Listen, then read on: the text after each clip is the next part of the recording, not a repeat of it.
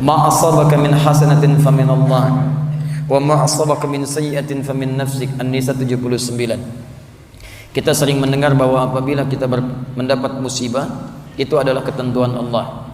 Bisa jadi musibah itu adalah ujian atau musibah.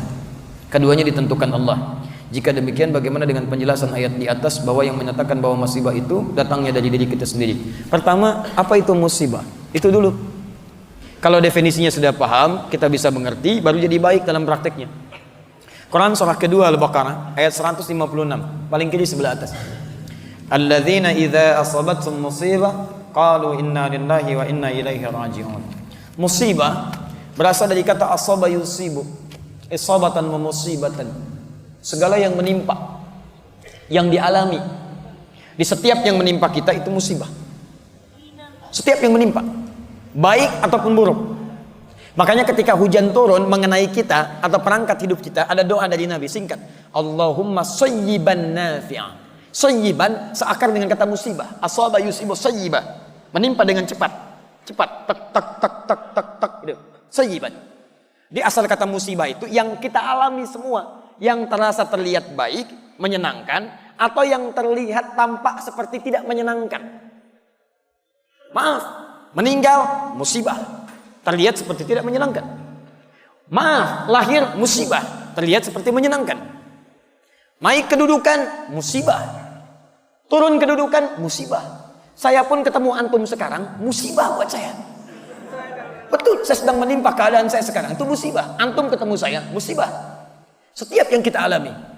Kalau musibah itu terlihat baik, maka menyikapinya dengan syukur. Musibah terlihat tidak menyenangkan, maka cara menyikapinya dengan sabar. Ketentuan musibah yang pertama adalah semua yang bersumber dari Allah itu baik ketentuannya. Awas, semua yang bersumber dari Allah itu baik ketentuannya. Cuman saat kita terima, pandangan kita kadang-kadang melihatnya ada terlihat menyenangkan, ada terlihat yang tidak seperti menyenangkan. Maka rumusnya adalah ketika antum melihat sesuatu yang menyenangkan, maka muncul rumus syukur di sini. La in syakartum la azidannakum. Ketika antum melihat seperti yang tidak menyenangkan, maka di sini kemudian teman-teman sekalian sabar berlaku di sini. Bagaimana cara sabarnya? Pertama Quran surah kedua ayat 216, paling kiri sebelah atas. Kutiba alaikumul qitalu wa huwa kurhul lakum. Perangi perasaan kita. Ini ayat turun tentang jihad. Tapi bukan karena jihadnya, karena perasaan yang bergolak. Ada perasaan, duh kok sekarang ya, bagaimana kalau nggak besok aja, aduh saya nggak siap. Ada ujian, dia merasa kurang menyenangkan. Maka kata Al-Quran, perangi itu. Bersikap positive thinking dulu, yang baik-baik. Ayat ini ingin mengatakan, maaf, kalau ada yang terlihat tidak menyenangkan, ujian-ujian yang membuat antum terasa berat, jangan mengeluh. Di Quran tidak ada ayat keluhan. Tidak ada ayat keluhan. Kalau ada satu ayat untuk mengeluh, maka saya orang pertama kali yang akan mengeluh. Perhatikan, sifat musibah sekalipun tidak menyenangkan, berat bagi kita teman-teman sekalian, dia diikat dengan ayat-ayat yang lainnya. Ayat pertama, Allah tidak akan titipkan musibah itu yang terasa berat kecuali bagi orang yang sanggup untuk mendapatinya. Tidak ada ujian di luar batas kesanggupan. Quran surah kedua ayat 286. La yukallifullahu nafsan illa. Tidak ada ujian kecuali sesuai dengan batas kemampuan. Jadi kalau antum sekarang punya masalah berat luar biasa, itu artinya kenapa diujikan pada antum? Karena cuma antum yang mampu, yang lain tidak. Makanya tidak diujikan kepada saya, tapi dititipkan kepada antum. Karena cuma antum yang mampu, yang lain tidak. Kalau antum tidak mampu, mustahil Allah titipkan ujian itu pada antum. Karena cuma antum yang bisa. Jangan antum mengeluh mengatakan, ya Allah, kenapa mesti saya ya Allah? Ya Allah, why me? Kata Allah, why not? Kenapa tidak? Anda yang mampu. Jadi kalau Anda nggak mampu, mustahil dititipkan ujian kepada Anda. Jadi sudah jalani, alhamdulillah, terima dulu dengan sabar. Terima.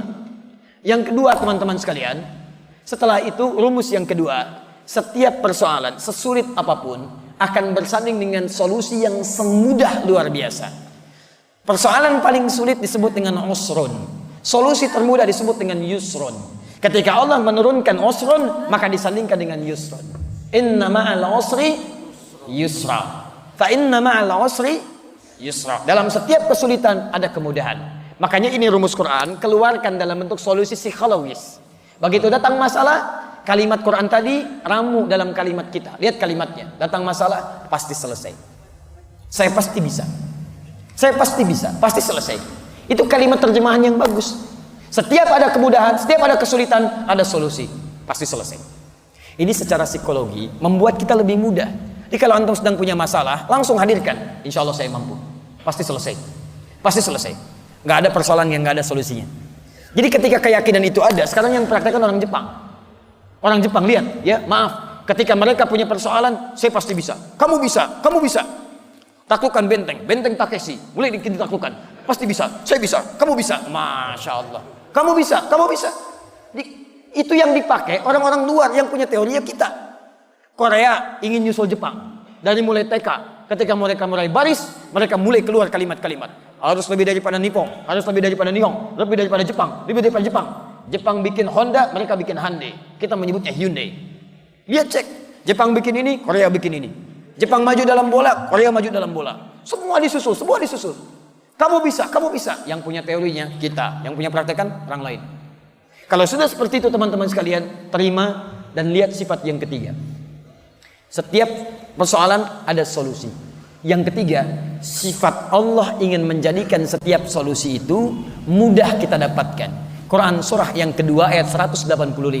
Yuridullahu bikumul yusra wa la yuridu bikumul usra. Dengan persoalan itu Allah inginkan hidup kita jadi lebih baik, lebih mudah dibandingkan dengan sebelumnya. Prinsip yang ketiga, maaf, ujian itu diturunkan oleh Allah kata Al-Quran untuk meningkatkan kualitas hidup kita, bukan ingin membuat hidup kita bermasalah. Sebentar ya, sebentar. Anak SD kalau ingin lulus ke SMP, ujian tidak? Berarti ujian itu untuk menguji kemampuan dia supaya masuk ke SMP. SMP kalau ingin ke SMA, ujian tidak? Ujian itu bukan ingin memberikan beban, tapi ingin meningkatkan pengetahuan supaya pengetahuannya setara dengan SMA. Naik SMA ke kampus, demikian seterusnya. Jadi hukum kehidupan kalau ingin meningkat kualitasnya mesti lulus ujian. Saat antum diberikan masalah oleh Allah, itu artinya antum ingin dinaikkan kelasnya supaya lebih tinggi kelas dalam kehidupannya.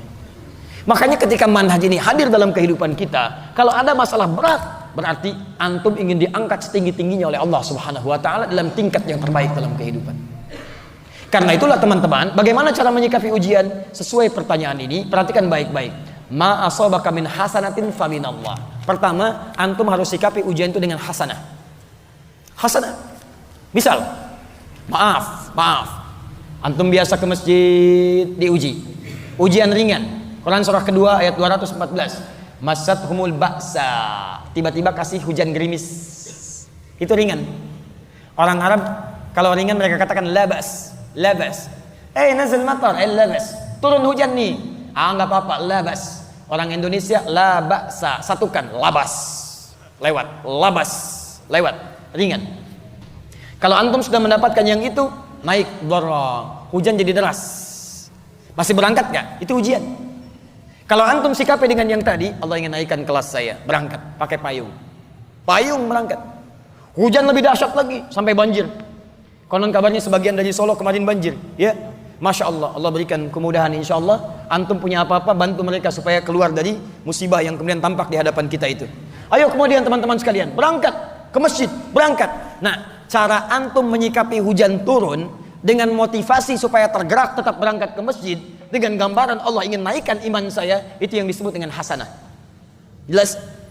Tapi kalau antum itu sikapi, teman-teman sekalian, dengan sikap-sikap yang negatif, hujan turun, biasa ke masjid, tiba-tiba gerimis, antum mulai malas ke masjid.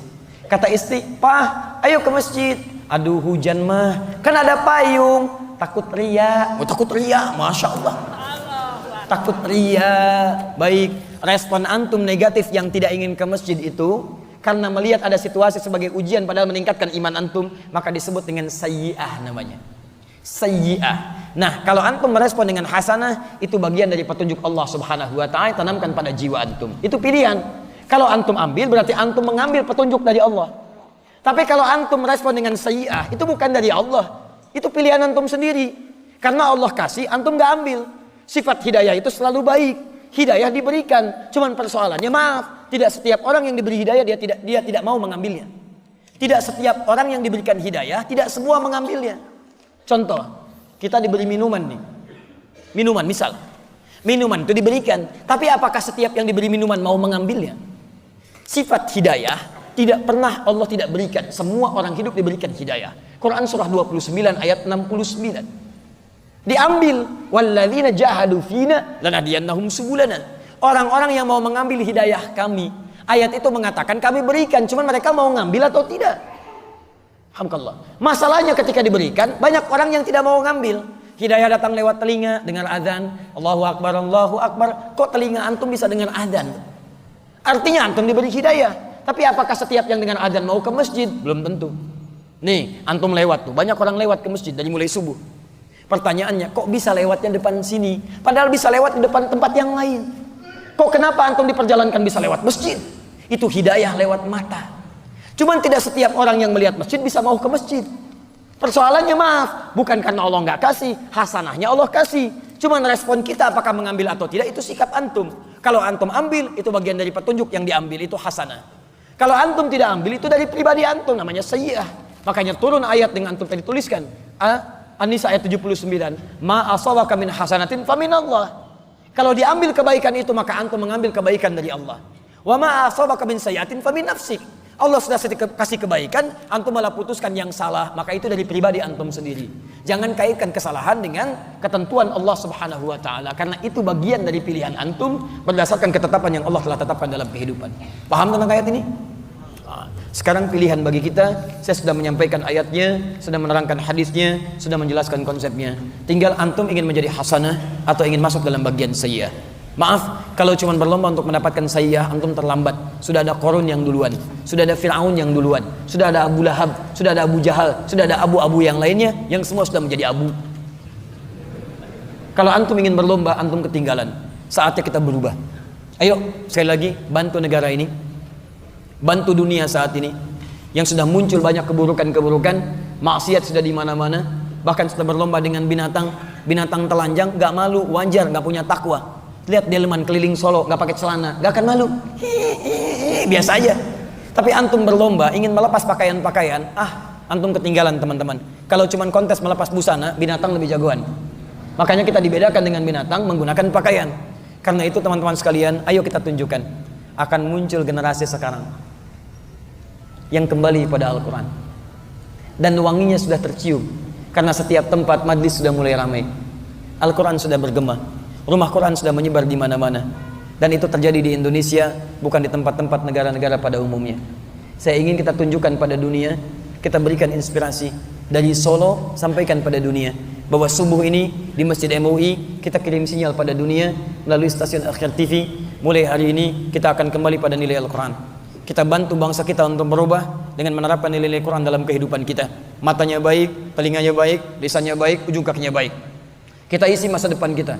Ke depan mesti ada presiden yang ahli Quran, gubernur yang ahli Quran, pengusaha ahli Quran, dia diplomat ahli Quran, militer ahli Quran. Terapkan dalam kehidupan. Yang dengan itu semua insya Allah, maka negeri ini akan jadi negeri baldatun thayyibatun warabun ghafur, dan kemuliaan akan dicapai seperti Allah pernah berikan rahmatnya, seperti kita pernah dapatkan di masa-masa yang lalu.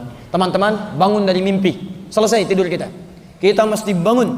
Ayo yang pengusaha, kumpul dengan sesama pengusaha. Mulai dari Solo teman-teman sekalian, kumpul antum, pelajari Qurannya, turunkan hadisnya, kompak undang ustadznya, terangkan manhaj bisnis dalam Al-Quran, bangun supermarketnya, bangun segala kemuliaannya, hadirkan itu dalam kehidupan. Ayo yang politikus teman-teman sekalian, ayo yang ekonomis, ayo yang ekonom, ayo yang teman-teman yang lainnya, birokrat, diplomat, kumpul dengan sesamanya, dokter kumpul, militer kumpul, kaji bagaimana rumus-rumus diterapkan dalam kehidupan. Demi Allah saya katakan, demi Allah saya yakinkan, jika niat kita mulai bentangkan sekarang, kita akan tuai, kita akan panen hasil itu di masa-masa depan berikutnya. Siap insya Allah? Siap insya Allah? Teman-teman sekalian, saya undang antum tanggal 17 Desember, 2 pekan dari sekarang, kami akan ada momentum Hari Al-Quran di Masjid Istiqlal. Di situ kita akan ajarkan berkumpul dengan ahli Al-Quran. Ada yang maaf mungkin tidak bisa melihat, ada yang cuman aktivitasnya beca tapi ahli Al-Quran. Ada ahli Quran dari anak kecil, ada ahli Quran dari remaja, ada imam-imam Quran, ada orang dewasa ahli Quran, ada duta besar ahli Quran, ada tetangga dari Malaysia ahli Quran, ada teman-teman yang lain ahli Quran. Kita akan berkumpul di Istiqlal. Kami undang antum, mari menjadi bagian dari sejarah. karena kita akan berikrar dari Indonesia menuju ahli Quran, menuju negeri Quran. Kita akan kirim sinyal ke dunia dan berikrar menyemarakan Quran dalam kehidupan kita. Teman-teman, takbir. Takbir.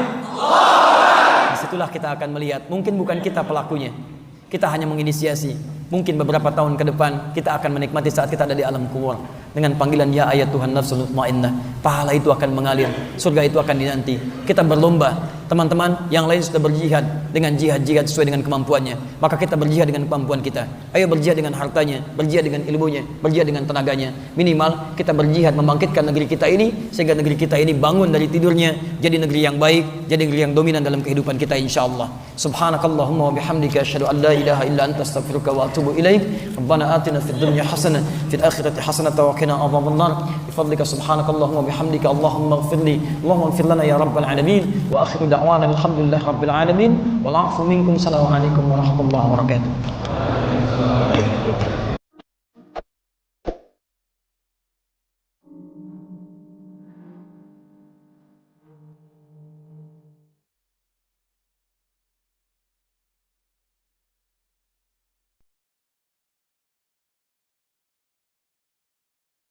Bismillahirrahmanirrahim. Assalamualaikum warahmatullahi wabarakatuh. Alhamdulillahi rabbil alamin. Wassalatu wassalamu ala rasulillahil karim Sayyidina Muhammadin al-amin wa ala alihi wa sahbihi ajma'in wa ba'd. Alhamdulillah, di pertemuan yang lalu kita telah sampai di pembahasan surah Al-Baqarah, surah yang kedua dari susunan mushaf dalam Al-Quran, di ayat ke-37. Dan kini di pertemuan saat ini insyaallah kita akan menutup pembahasan di ayat ke-37 ini dengan menegaskan apa yang telah kita janjikan di pertemuan sebelumnya, yaitu menyempurnakan tentang kalimat taubat tertinggi Sayyidul Istighfar yang pernah diinformasikan dan bahkan ditalqinkan, dibacakan oleh Rasulullah SAW. Sebelum sampai ke pembahasan itu, kita akan coba sarikan dahulu intisari pembahasan kita di pertemuan yang lalu, bahwa Allah Subhanahu wa Ta'ala memberikan satu gambaran yang sangat sempurna tentang satu karakteristik manusia saat diciptakan, bahwa manusia ini berpotensi juga berbuat salah, melakukan kesalahan dalam kehidupan. Namun demikian, kasih sayang Allah Subhanahu wa Ta'ala menjadikan juga manusia memiliki fitrah untuk memperbaiki kesalahan itu menjadi sebuah kesolehan, mentransformasikan salah menjadi soleh dengan satu anugerah Allah yang disebut dengan taubat. Jadi pada diri manusia ada potensi salah, tapi juga ada kemampuan untuk bertaubat. Ini yang membedakan manusia dengan syaitan. Syaitan, dia salah, dia tak kenal benar, terhalang potensi taubatnya oleh kesombongannya, oleh keangkuhannya. Sehingga ketika Allah Subhanahu wa Ta'ala memberikan kesempatan kepada setan untuk menyadari kesalahannya dan bertobat kepada Allah, dia tidak memanfaatkan rahmat Allah itu karena tertutup oleh keangkuhannya. Aba wastakbar, dia enggan untuk menaati perintah Allah Subhanahu wa Ta'ala dalam rangka menyembah Allah Subhanahu wa Ta'ala lewat ketaatan pada perintahnya untuk menghormati Adam dalam perintah sujud hormat kepada Adam itu. Alih-alih dia menghormati perintah itu, alih-alih dia menyembah Allah Subhanahu wa Ta'ala lewat perintahnya, dia malah berkata, ana khairum minhu. Setan berkata, saya lebih hebat dibandingkan dengan Adam. Khalaqtani min narin wa khalaqtahu min tin. Ya, engkau ciptakan aku dari api, engkau ciptakan dia dari tanah. Tidak dalam levelnya, yang diciptakan dengan materi yang lebih tinggi mesti hormat kepada yang rendah. Padahal dalam konteks ini Allah Subhanahu wa Ta'ala dengan membuka perintahnya dengan kalimat yang sangat jelas. Ma mana'aka alla tasjuda idh amartuk. Apa yang mencegah engkau tidak menghormati perintahku supaya sujud hormat kepada Adam alaihissalam. Allah menegaskan ini bukan perkara hormatnya kepada Adam, tapi perkara menaati perintahku. Tapi karena istakbar, aba wastakbar, dia enggan untuk menaati itu karena sifat sombongnya. Kesimpulannya adalah setan salah, setan tidak kenal benar, dan setan menutup peluang untuk mendapatkan pintu taubatnya karena kesombongannya. Salah, tidak mau bertobat. Manusia sebaliknya punya potensi salah, tapi juga dalam saat yang bersamaan punya fitrah untuk menjadi saleh, untuk bertobat, memperbaiki kesalahannya. Itu titik perbedaannya. Untuk itulah kemudian Allah Subhanahu wa Ta'ala memberikan petunjuk. Bahkan sejak Nabi Adam alaihissalam diturunkan ke muka bumi, lekat dengan petunjuk ini bagaimana caranya ketika seorang hamba Allah dari kalangan manusia, anak cucu Adam, Bani Adam, disebutkan 7 kali dalam Al-Quran, kemudian berbuat salah dalam hidupnya, pikirannya keliru berpikir, apa-apa yang disebut dengan su'udzan, kan? Dia kemudian negative thinking, salah berpikir, salah menduga, salah mengira. Kemudian pandangannya salah melihat, telinganya salah mendengar, lisannya salah bertutur. Maka bagaimana kemudian cara memperbaiki itu semua? Diturunkan oleh Allah Subhanahu wa taala satu petunjuk untuk kembali menjadi soleh, memperbaiki semua yang salah tadi, sehingga bagian-bagian tubuh kita yang pernah berbuat salah diperbaiki itu dan diarahkan kepada yang saleh. Maka pembuka dari semua rumusan taubat ini dibukalah di surah Al-Baqarah di ayat ke-37 yang detil pembahasannya telah kita uraikan di pertemuan yang lalu. Saat Allah Subhanahu wa taala berfirman, A'udzubillahi minasyaitonirrajim. Bismillahirrahmanirrahim. Fatalaqa Adamu min rabbih kalimatin fataba 'alaihi innahu huwat tawwabur rahim. Maka Adam alaihissalam ditalqinkan, mendapatkan dan mengambil serta mengamalkan. Talaqqa, mendapati, mengambil dan mengamalkan. Ya, Adam alaihissalam mendapati dari Allah Subhanahu wa taala, mengambil dari Allah Subhanahu wa taala kalimatin, ya, petunjuk-petunjuk taubat. Lalu mengamalkan itu semua, fataba alaihi, maka Allah Subhanahu wa taala menerima taubatnya. Innahu huwat tawwabur rahim. Sungguh Allah Subhanahu wa taala menilai dan berkomitmen terhadap hamba-hambanya yang sungguh-sungguh memperbaiki dirinya untuk menjadi lebih baik, maka Allah Subhanahu wa taala akan menerima taubatnya, menerima komitmen hambanya itu. Dan ini yang paling indah, ketika seseorang berbuat maksiat dan dia berusaha beralih menjadi taat, bukan sekedar Allah terima taubatnya, tapi Allah pun akan mencurahkan kasih sayangnya. Ini indahnya yang bisa kita teladani dari sifat-sifat Allah Subhanahu wa taala. Jadi kalau ada hamba yang taubat, dia taubat dari kesalahan, dia ingin kembali menjadi baik, dia tinggalkan maksiat, dia ingin taat, dia jauhi salah, dia ingin menjadi saleh, Allah bukan sekedar menerima komitmennya menjadi baik, tapi sekaligus memberikan percikan rahmatnya, menyayangi hamba itu untuk kembali kepada jalan-jalan kebaikan. Ini poin yang sangat utama, dan di pertemuan yang lalu kita telah bahas mulai dari zikir yang umumnya, ya Rabbana zalamna anfusana wa illam taghfir lana wa tarhamna lanakunanna minal khasirin. Jadi ini telah kita pelajari di pertemuan yang lalu, ya Al-A'raf di ayat ke-23 itu telah kita urutkan sampai ke zikir-zikir spesifik. Bagaimana kalau dosanya sampai yang tingkat tertinggi, kalau pembunuhan apa, kalau pernah berzina apa, dan turunan-turunan lainnya. Nah, sekarang kita akan masuki satu pembahasan yang utama, apa yang telah kami janjikan dengan izin Allah Subhanahu wa taala di pertemuan yang lalu, bahwa semua akumulasi kalimat-kalimat taubat dari satu gambaran perbuatan maksiat, bahkan bila pun ada seseorang merasa berbuat salah dalam hidupnya, entah berapa banyak kesalahan yang telah ia kerjakan, dan ia juga merasa bingung, zikir apa yang harus ia bacakan, kalimat apa yang harus ia mohonkan kepada Allah, sekiranya Allah berkenan untuk menerima taubatnya dan memercikan kasih sayang kepadanya, sehingga ia bisa beralih dari sifat-sifat salah, pelaku maksiat, kepada sifat-sifat soleh, menjadi hamba yang taat. Itulah yang akan kita uraikan di pertemuan kali ini. InsyaAllah kita akan mengambil satu hadis yang diriwayatkan oleh Al-Imam Al-Bukhari. Jadi kita dapati dari 97 topik itu di Al-Bukhari itu ada 97 topik, teman-teman. Dari sekian hadis, kurang lebih 7.000 hadis, ya, baik yang disampaikan setiap temanya ataupun juga disebutkan di tema lain, kurang lebih ada 7.000. Kemudian dibagi kepada 97 topik, 97 tema. Di setiap tema itu biasanya ada tema, ada subtema, ya kan? Nah, di subtema itu nanti akan dimulai dengan ayat Qur'annya dulu, lalu dari formulasi ayat Qur'an ini diturunkan hadis-hadisnya. Nah, pembahasan kita ini ada yang tercantum di tema ke-80, ya, atau topik ke-80 Kitabud Da'awat. Jadi ada Kitabud Da'awat, topik ke-80, nomor hadisnya 6306. Ya, di subtopik yang kedua, Bab Afdhalil Istighfar. Saya ulangi, ada di tema ke-80, jadi dari 97 tema, 97 topik, ada di tema ke-80 Kitabud Da'awat, ya, bimbingan doa-doa. Kemudian di subtopik yang kedua, Bab Afdhalil Istighfar, subtopik tentang Afdhalil Istighfar, istighfar yang paling utama. Jadi dari sekian banyak kalimat-kalimat istighfar, ini puncaknya. Ya, nanti kita akan lihat. Baik, kita langsung saja. Bismillahirrahmanirrahim. Qala al-musannifu rahimahullahu taala, Imam Al-Bukhari menyampaikan dalam kitabnya, kita langsung ke subtopik yang kedua di kitab Da'awat. Babu afdalil istighfar. Ya, bab tentang subtopik tentang afdalil istighfar, keutamaan istighfar, istighfar yang paling utama. Ya, di sini lebih tepat kita pahami sebagai istighfar yang paling utama, afdalil istighfar. Jadi kalau ada kalimat-kalimat permohonan ampunan, ini yang paling utama. Wa qaulihi ta'ala, adapun firman Allah Subhanahu wa taala yang terkait dengan pembahasan ini.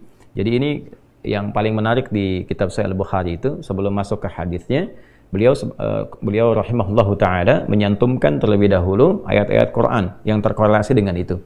Ini menunjukkan kefaqihan Al-Imam Al-Bukhari. Jadi bukan sekadar ahli hadis, tapi juga beliau ahli Al-Quran, faqih, dia tahu konstruksi sebuah hukum, formulasinya, oh ini ayatnya, ini hadisnya. Maka dari kita memahami ayat saja, kemudian juga memahami penjelasan dalam hadisnya, kita sudah bisa mengetahui ini arahnya kemana, konstruksinya seperti apa. Ini diantara kefaqihan Al-Imam Al-Bukhari rahimahullahu ta'ala. Wa qaulihi ta'ala, adapun firman Allah Subhanahu wa taala yang terkait dengan topik ini, yaitu istighfar yang paling utama, yaitu di Quran surah Nuh ya, ayat 10 sampai 12 ya, kita sampaikan dulu ayatnya. A'udzubillahi minasyaitonirrajim. Bismillahirrahmanirrahim. Istaghfiru rabbakum innahu kana ghaffara. Di sini dipotong di bagian intinya, jadi untuk mendapatkan pemahaman yang terkait dengan pembahasan langsung ya, atau kalau kita mau sempurnakan dari awal ayatnya, di ayat 10 itu faqultu astaghfiru rabbakum innahu kana ghaffara. Di lisan Nabi Nuh alaihissalam sudah diajarkan ya, sejak eranya Nabi Nuh alaihissalam, bahwa orang-orang yang berbuat salah itu ya diingatkan potensinya, ada rahmat Allah Subhanahu wa taala untuk memperbaiki kesalahannya sehingga menjadi saleh. Ya, ini satu fitrah. Jadi di setiap era itu selalu percikan rahmat Allah itu diberikan kepada setiap hamba ya, melalui utusan-utusan Allah. Di era-eranya ada rasul ya, ada nabi, kemudian rasul nabi berhenti ya dengan hadirnya Nabi Muhammad SAW dan wafatnya beliau, selesai era kenabian, selesai era kerasulan. Maka semua petunjuk-petunjuk yang telah sempurna itu diteruskan oleh sahabat beliau dari kalangan ulama. Nanti kalangan ulama ini mengajarkan kepada ulama di generasi selanjutnya, di tabi'in, tabi'ut tabi'un, sampai kemudian kepada kita. Ya, ini pakemnya sudah ada. Jadi dalam diri kita ini boleh jadi setiap manusia itu kan tidak ada yang suci ya, kecuali para nabi dan rasul yang memiliki sifat maksum, dijaga dari kesalahan. Boleh jadi saya, Anda, kita berbuat satu kesalahan, tapi rahmat Allah menjadikan kita itu mendapatkan fitrah untuk memperbaiki itu. Nah, ini yang nggak dimiliki oleh setan. Setan itu salah ya salah, itu kan? Salah ya salah. Jadi ketika dia berusaha untuk mendapatkan rahmat Allah pun dengan taubat itu selalu terhambat dengan kesombongannya, istakbar itu. Ya, satu kali ditawari untuk bisa mendapatkan ampunan pun, ya lalu diberikan satu syarat untuk hormat kepada jasadnya Adam pun, kan? Itu tetap kemudian dia abai. Sekali lagi saya ingatkan untuk menekankan bahwa kita ini tercipta sebagai manusia, bukan setan. Ya, sepanjang kita menyadari kita manusia dan berbuat salah, maka aktifkan sinyal taubat itu. Ya, sejak di era sebelumnya, bahkan di era Nabi Adam alaihissalam turun ke muka bumi, kemudian juga berkeluarga, ya risalah-risalah tentang taubat itu selalu kemudian disampaikan. Nah, di era Nabi Nuh alaihissalam, rasul pertama. Jadi kalau Adam itu nabi yang pertama, Nuh alaihissalam rasul yang pertama. Umatnya salah, maka dengan kasih Allah Subhanahu wa taala diturunkanlah kemudian pengingat. Ya, lewat fitrah kemanusiaan ini, lewat Nabi Nuh alaihissalam disampaikan, faqultu astaghfiru rabbakum innahu kana ghaffara. Ya, maka aku tegaskan kepada kalian, istaghfiru rabbakum, cepat istighfar, cepat balik lagi, ambil kalimat-kalimat ampunan, ambil kalimat-kalimat taubat ya dari Allah Subhanahu wa taala, menggunakan Rabb tuh yang telah menciptamu, merawatmu, menyayangimu, mengingatkan. Jadi Rabb itu ada nilai-nilai rububiyah di dalamnya. Ya, ada sifat-sifat rububiyah. Ya, bukan sekedar mencipta, tapi juga merawat, memberikan perhatian, memberikan kebutuhan. Kalau dalam bahasa bebasnya Allah seakan ingin mengatakan, hei, aku kan yang cipta engkau, ya kan? Engkau berbuat salah, aku berikan kesempatan untuk saleh. Aku kirimkan di kalimat taubat, aku berikan kesempatan untuk memperbaiki diri. Kenapa engkau nggak ambil, ya kan? Ya, indah sekali gitu. Ya, aku ciptakan engkau salah, aku berikan jalan saleh. Kenapa ketika aku berikan jembatan untuk memperbaiki diri, engkau tidak ambil? Maka lewat Nabi Nuh alaihissalam, sejak di era kerasulan pertama itu diingatkan sampai nanti puncaknya di era Nabi Muhammad SAW. Faqultu astaghfiru rabbakum innahu kana ghaffara. Kata Nabi Nuh alaihi salam, aku tegaskan, innahu kana ghaffara. Sungguh Allah Subhanahu wa taala itu telah menetapkan pada dirinya bahwa Ia Maha mengampuni seluruh dosa-dosa. Jadi ada ghafir, ya, ada ghaffar, ada ghafur, dan nanti dilekatkan dengan rahim pada puncaknya. Ya. Misalnya di surat Ghafir di ayat yang ketiga, ghafiridz dzambi wa qabilit taubi, itu menggunakan kata ghafir. Lalu kalau kita jadikan superlatif, ya, dinaikkan lagi tingkatnya menjadi lebih banyak, terus mengampuni dosa, mengampuni lagi, itu dirubah kalimat dari ghafir menjadi ghaffar. Kalau tanpa batas diberikan kemudian sifat yang ketiga yaitu ghafur. Ya, kalau hamba menyimpulkan apakah memang masih diterima, maka Allah turunkan puncaknya berupa sifat rahmatnya, rahim. Qul ya ibadiyalladzina asrafu ala anfusihim la taqnatu min rahmatillah. Innallaha yaghfiru dzunuba jami'a. Quran surah ke-39 ayat 53. Balik ke sini. Ya, jadi ini gambaran yang pertama. Sejak di era kenabian turun yang Al-A'raf ayat 23 itu Rabbana zalamna anfusana. Nabi Adam alaihissalam mendapatkan kalimat itu. Lalu di era Nabi Nuh alaihissalam sebagai rasul pertama diingatkan juga dengan potensi sifat-sifat kebaikan ini yang menjadikan manusia tertuntun untuk senantiasa berbuat baik. Lalu apa sifat rahmatnya? Ya, kalau kita kembalikan ke konstruksi Al-Baqarah ayat 37, tadi kan saya katakan di awal, ya, Allah menegaskan seorang yang taubat ingin merubah dirinya dari salah menjadi saleh, bukan sekedar dituntun oleh Allah, tapi juga dipercikan kasih sayang Allah kepadanya. Rahmat Allah diberikan. Ya, kembali ke Quran surah kedua ayat 37 itu, fatalaqqa Adamu min rabbih kalimatin fataba alaihi innahu huwat tawwabur rahim. Jadi bukan tawwab saja, tapi rahim juga. Bukan sekedar Allah terima taubatnya, tapi kasih sayang Allah pun diberikan kepadanya. Nah, apa di antara jenis kasih sayang yang Allah berikan kepada seorang hamba yang mau taubat? Ya, maka diteruskan ayatnya sampai 12 di sini. Imam Al-Bukhari menyantumkan di sini sampai ayat 12. Yursilis samaa'a 'alaikum midrara wa yumdidkum bi amwalin wa banina wa yaj'al lakum jannatin wa yaj'al lakum anhara. Allahu akbar. Ya, justru di sini teman-teman sekalian, istighfar itu, ya, permohonan ampun kepada Allah Subhanahu wa taala, ya, permohonan rahmat Allah Subhanahu wa taala, kembali kepada Allah, mengoneksikan diri kita kepada yang maha baik, itu diantara percikannya adalah mendapatkan lapangan kebaikan. Yursilis samaa'a 'alaikum bidrara. Ya, walaupun Anda mendapatkan kesulitan dalam berkehidupan, bahkan yang sifatnya luas, ya, secara sosial, kalaupun tanahnya gersang, ya, kalaupun kemarau berkepanjangan, itu ternyata dengan satu daerah itu, satu desa itu, satu wilayah itu mengoneksikan diri mereka kepada Allah, beristighfar. Ini faedahnya istighfar. Dengan beristighfar kepada Allah, taubat dari maksiat, ternyata bisa mendatangkan rahmat bukan hanya untuk pribadinya, untuk satu wilayah. Ya, ini pelajaran dari Quran. Ya, Allah akan memberikan kesan begini, jangankan bagi setiap personalnya, setiap orangnya, ya kan? Ada masalah sekampung pun, contohnya kekeringan misalnya, contohnya kemarau, lalu sekampung itu, ya, atau ada orang-orang soleh di situ yang membiasakan taubat kepada Allah, istighfar kepada Allah, mengoneksikan dirinya kepada Allah, ya kan? Itu luar biasa, percikan rahmat Allah. Ya, apa diantaranya? Yursilis sama, ya, 'alaikum midrara. Allah memerintahkan kepada langit itu untuk menurunkan hujan, ya, dengan curah yang memberikan maslahat. Kemudian wa yumdidkum bi amwalin wa banina. Ya, lantas kemudian melapangkan kepada engkau urusan hartamu, ya, bahkan memberkahi engkau dengan keturunan-keturunan yang baik. Jadi masya Allah, ya, orang tua yang rajin istighfar, suami yang rajin istighfar, itu ternyata bukan sekedar menjadikan ia mendapatkan penerimaan taubat.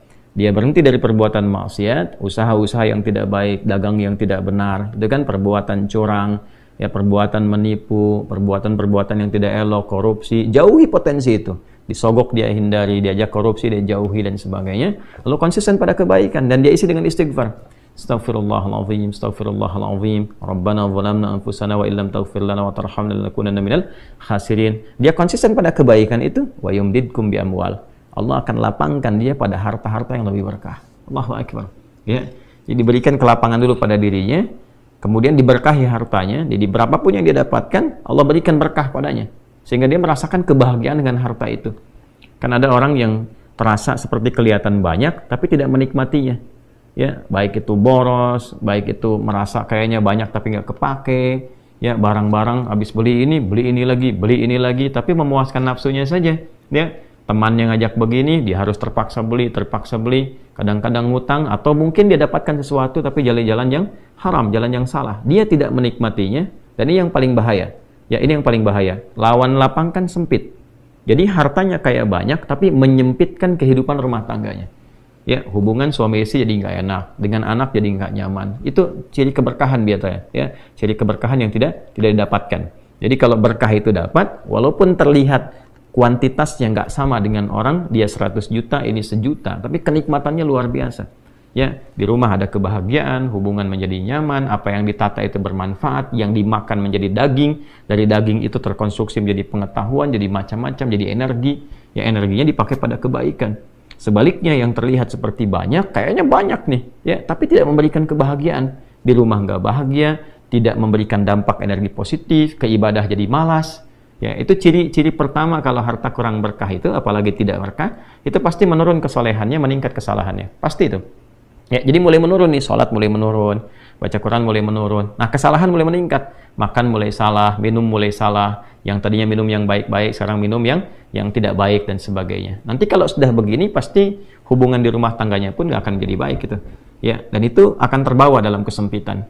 Nah, cara untuk mengatasi itu, ini balik ke Quran surah Nuh tadi, di ayat 10 sampai dengan ayat 12. Kalau kita menyadari kemudian itu salah, lantas ingin memperbaiki diri, kembali kepada Allah, perbaiki diri kita, ya, lalu mengingat Allah, menyesali apa yang telah dilakukan, berjanji untuk berbuat baik, itu tidak tanggung apa yang Allah jawab. Ya, kalaupun ada satu kelapangan yang tidak berkah tadi, diganti oleh Allah, dihilangkan yang kurang baiknya, dilapangkan dengan yang baik-baiknya. Lalu setelah itu dijaga keluarganya. Jadi memberikan kesan bahwa ada hubungan yang korelasi secara langsung antara harta dengan keluarga, dengan anak keturunan. Jadi hati-hati, saya ingatkan kepada para ayah, pada saya pribadi dan kita semua, jangan sampai membawa yang haram ke rumah. Sekali lagi, jangan sampai membawa yang haram ke rumah. Jadi kalau istri sudah memasak itu di dapur, menjadi makanan, dikonsumsi oleh anak-anak jadi daging, ya, dikonsumsi jadi daging nih, itu jadi karakter. Ya, itu sudah fitrah, sudah umum begitu. Jadi kalau dia baik, akan membentuk kebaikan. Kalau nggak baik, akan merubah ya, pada keburukan. Kontrolnya susah di situ. Ya, sangat sulit sekali. Nah, caranya tadi kembali kepada Allah, tinggalkan yang kurang baik tadi, nanti Allah rubah. Ya, cara dia mendapatkan harta itu, walaupun awalnya terlihat nggak nyaman, karena kan merubah diri, mengeluarkan yang kotor dulu. Ya, kalau terlalu banyak kotoran, mandi kan ya agak cukup pekat tuh mandinya, bersihkan lagi, terasa nggak seperti biasa. Tapi setelah dibersihkan semua jadi enak kan?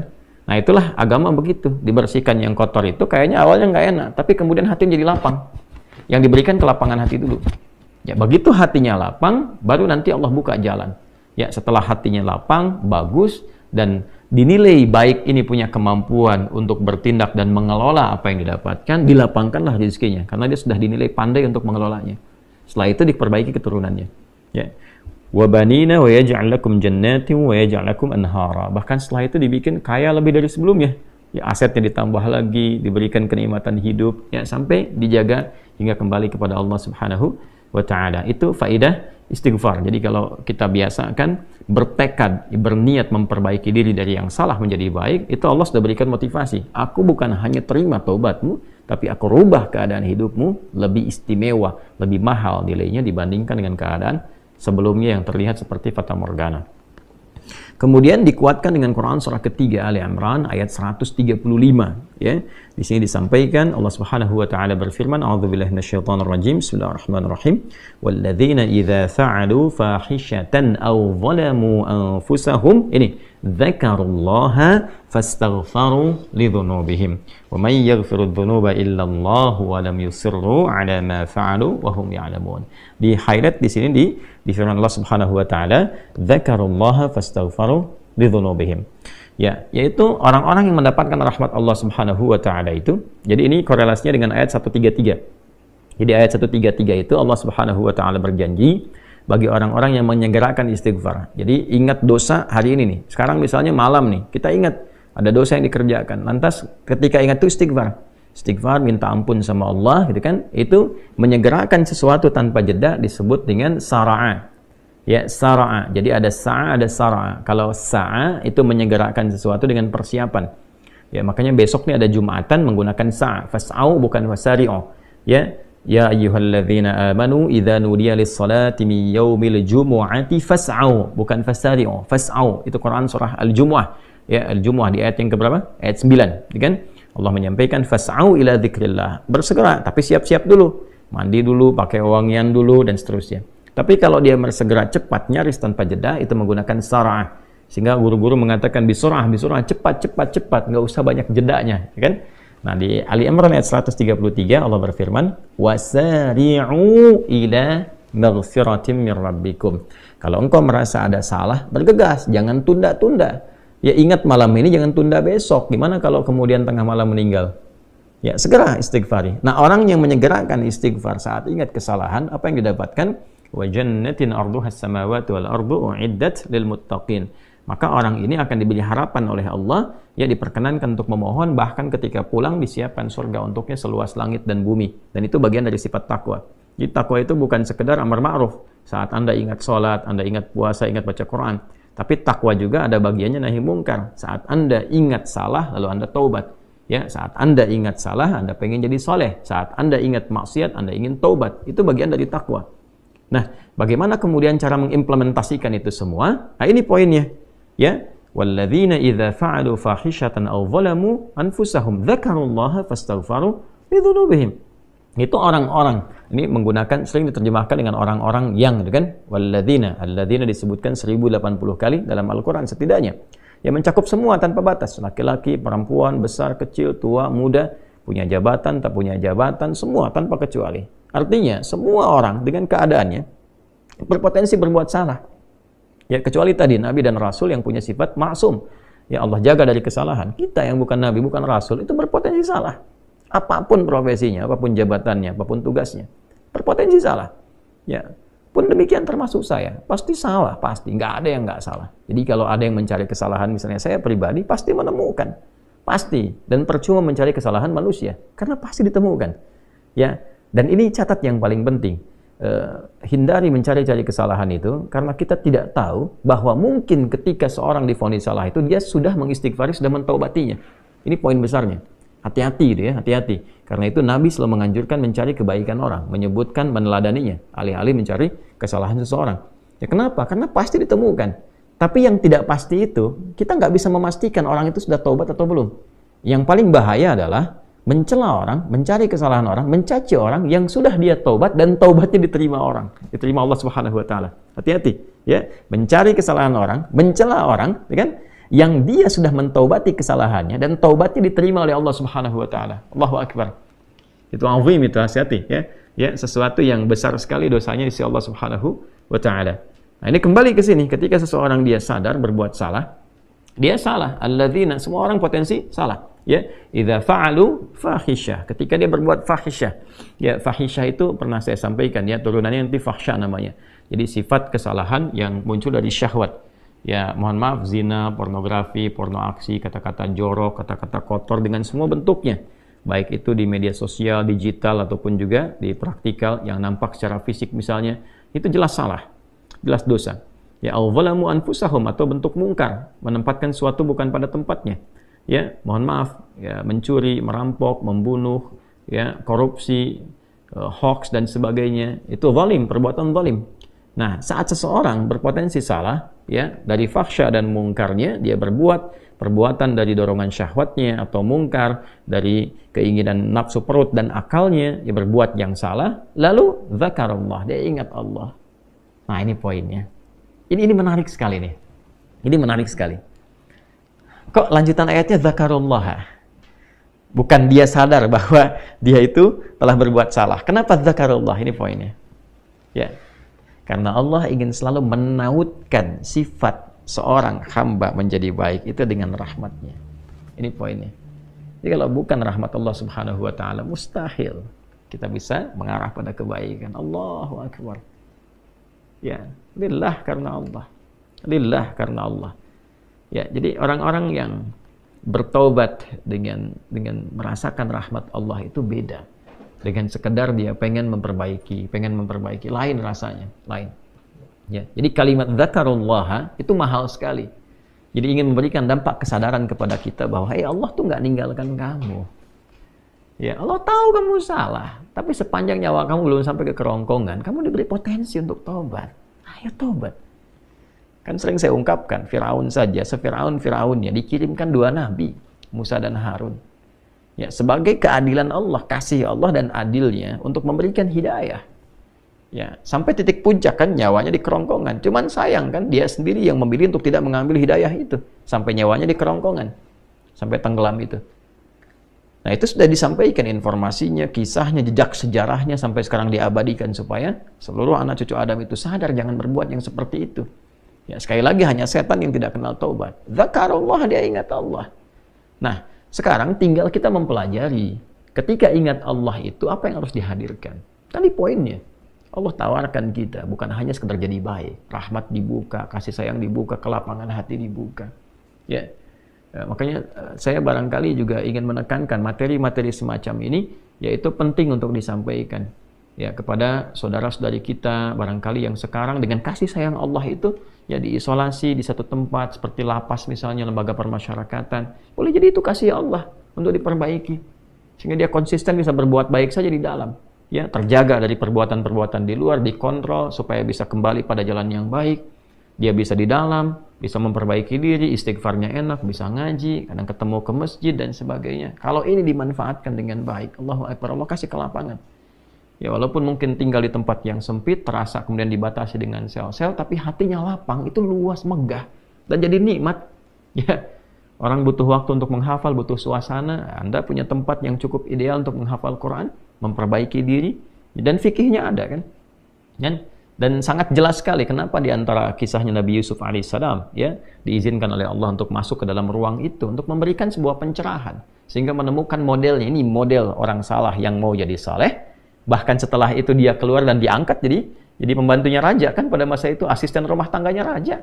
Naik gitu dari sosok yang salah ya, kemudian dia tobat mengambil petunjuk dari Nabi Yusuf alaihissalam, dia berubah jadi orang hebat setelah itu. Ya, jadi asisten rumah tangganya raja. Itu luar biasa gitu. Ya, tapi yang memilih kemudian untuk jalan-jalan keburukan tetap bertahan di dalamnya selesai gitu. Ya, ini tawaran sesuatu yang indah. Ya, bahkan ada juga yang terakhir ini yang paling luar biasa. Orang yang sudah mendapatkan ancaman hukuman, ya sampai kemudian juga mengakhiri kehidupannya, tapi dia mau bertobat.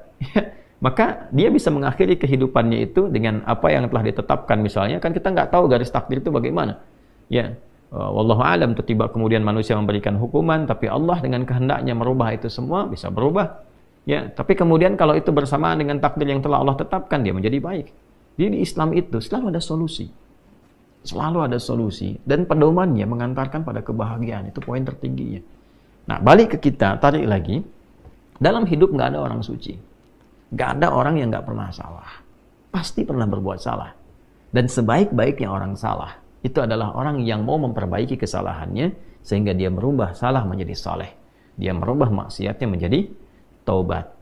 Nah, di titik inilah kemudian dia mesti ingat Allah. Nah, saat ingat Allah itu yang diingat itu bukan sekedar Allah, bukan. Ingatlah bahwa ketika dia taubat, serius taubat, Allah menerima taubatnya dan merubah keadaan hidup dia menjadi lebih baik dari sebelumnya. Maka kalau sudah sadar dengan itu cepat. Nah, huruf yang menunjukkan cepat tanpa jeda itu pakai fa. Dzakarullaha fastaghfaru lidzunubihim. Maka cepat bergegas dia taubat saat itu juga.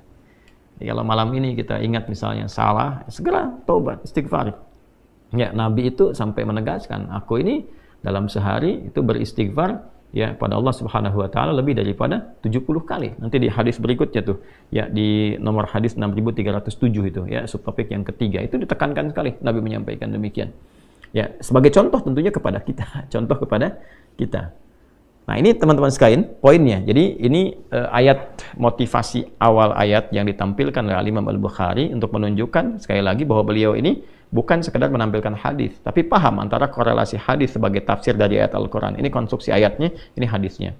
Nah, di titik tadi kita kan baru sampai ke titik motivasi kan, termotivasi kita dengan ayat-ayat Allah yang disampaikan tadi. Ini surah Nuh ya ayat 10 sampai 12, ini surah Ali Imran ayat 135. Lantas kita bertanya, cara taubatnya gimana? Bacaan apa yang dibacakan? Titik ini kan? Ya, jadi kalau tadi disampaikan, kamu kalau taubat akan begini, akan diberikan jalan begini, dirubah hidupmu begini. Kita bertanya balik, cara taubatnya bagaimana? Apa yang dibaca? Nah, inilah yang dijawab lewat hadisnya. Inilah indahnya dalam Islam. Jadi tidak hanya teori begini, tidak. Ya, bukan semua teori, tapi bimbingan real dalam berkehidupan. ya kasusnya begini, pedomannya seperti ini, tafsirnya begini, jalannya begini, contohnya si fulan yang bisa dicek dalam sejarah, yang kalau diikuti si fulan di generasi lain, tuh lihat kehidupannya begini, begini, begini. Ya, sekarang kita kembalikan. Baik, di sini di nomor hadis 6306 tadi sudah saya sampaikan di awal. Bismillahirrahmanirrahim. Qala al-Imam al-Bukhari rahimahullahu taala, Imam al-Bukhari menyampaikan, haddatsana Abu Ma'mar haddatsana Abdul Warith haddatsana al-Husain haddatsana Abdullah ibn Buraidah qala haddatsani Bushair ibn Ka'ab al-Adawi qala haddatsani Shaddad bin Aus. Nah, ini di rawi penyampai riwayat satunya yang bersumber nanti dari Nabi sallallahu alaihi wasallam adalah seorang sahabat bernama Shaddad bin Aus radhiyallahu taala anhu. Semoga Allah memberikan ridha terbaik kepada sahabat mulia dimaksud, dan semoga Allah memberikan percikan kemuliaan pada kita untuk meneladani kemuliaan beliau dan mempraktekkan, mengimplementasikan hadis yang kita akan dapat ini.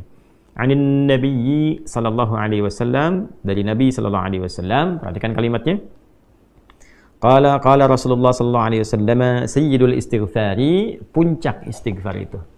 Ya, tuannya istighfar, sayyidul istighfar. Jadi kalau ada kalimat-kalimat istighfar, ini puncaknya.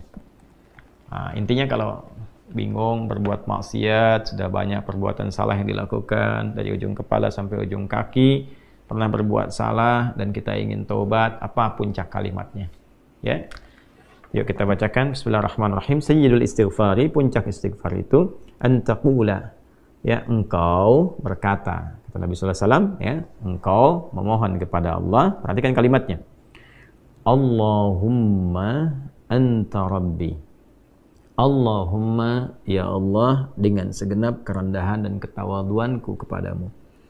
Jadi kalau ada kata Allahumma, itu bentuk penyatuan dari kata ya Allah, kalau digabungkan jadi Allahumma. Tapi juga bacaan Allahumma ini meresapkan sebuah kesan kerendahan, ketawaduan. Jadi kalau baca Allahumma itu merendah, jangan meninggi. Ya, jadi isyarat pertama kalau ingin istighfarnya benar itu merendahlah sebagai seorang hamba, mengakui kesalahan-kesalahan yang kita perbuat. Allahumma anta rabbi, ya Allah, sungguh engkau adalah Tuhan yang merawatku. Ya, yang mencipta, yang merawat, yang memberikan kebutuhan, yang mengarahkan pada kebaikan. Jadi semua sifat-sifat tadi dikumpulkan dalam satu nama, yaitu Rabb. Ya, karena itu ketika wahyu pertama diturunkan, kalimat Rabb ini muncul. Iqra bismi rabbikal ladzi khalaq. Allah yang mengajarkan kita.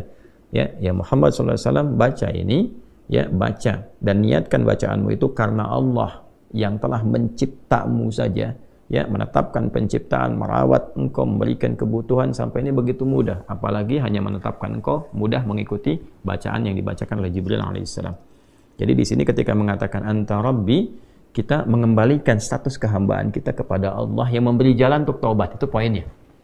Ya, salah itu salah saya, salah Anda, salah kita sebagai hamba, ya kan? Tapi kita mohon rahmat Allah untuk membimbing salah ini menjadi saleh, untuk mengikuti jalan yang Allah berikan. Allahumma anta rabbi, la ilaha illa anta khalaqtani.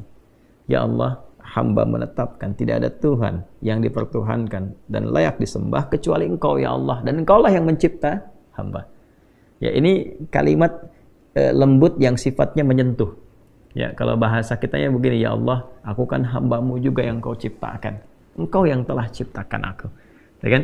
Kalau di kalimat Adam yang pernah kita baca di pertemuan yang lalu dari tafsir Imam Jarir At-Tabari itu, Ibnu Jarir At-Tabari, kita telah sampaikan di pertemuan yang sebelumnya bahwa Adam mengonfirmasi, Allah, gitu kan, ya Allah, ya Tuhanku, bukankah aku adalah hamba-Mu yang Engkau ciptakan, ya, dengan tangan-Mu sendiri, dengan kuasa-Mu sendiri? Ya Allah menjawab, ya tentu saja, gitu kan, dan seterusnya sampai ujung hadisnya, ya ara'aita, bagaimana ya Allah Engkau menilai kalau hamba intubtu wa aslahtu, kalau hamba sekarang bertobat dan memperbaiki diri, ya arajin anta ilal jannah, apakah Engkau akan mengembalikan aku kepada surga? Ya Allah menjawab, na'am, tentu saja, bahkan dengan surga yang lebih indah.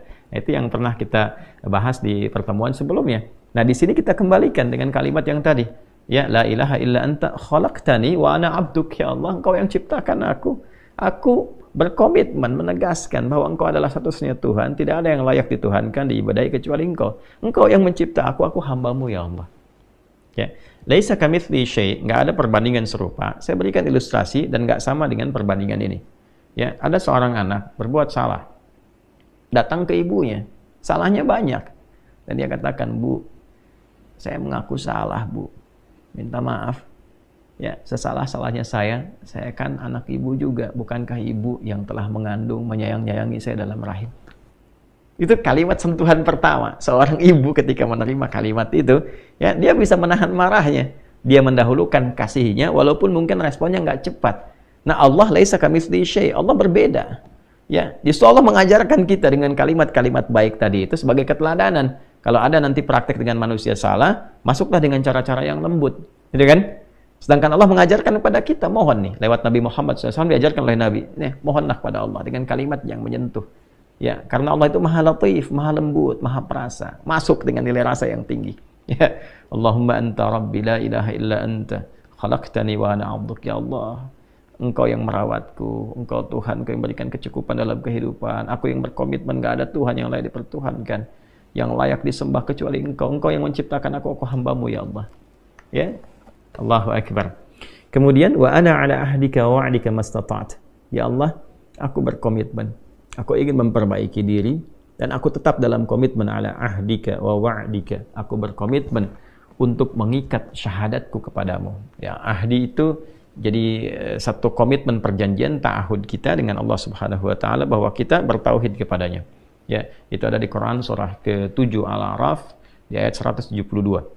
Wa idz akhadha rabbuka min bani adama min zuhurihim dzurriyyatahum wa asyhadahum ala anfusihim alastu birabbikum qalu bala syahidna ya an taqulu yaumal qiyamati inna kunna an hadza ghafilin. Jadi kita sudah berkomitmen ya kepada Allah Subhanahu wa taala untuk mentauhidkan Allah. Nah, itu adalah ta'ahud kita, ya, pengikat kita, perjanjian kita dengan Allah. Ya Allah, aku berkomitmen ya kepada perjanjianku untuk mentauhidkan Engkau. Aku bertobat, aku akan menjaga tauhid ini, mengesahkan Engkau, menjauhi syirik, ya, menuhankan hanya Engkau saja.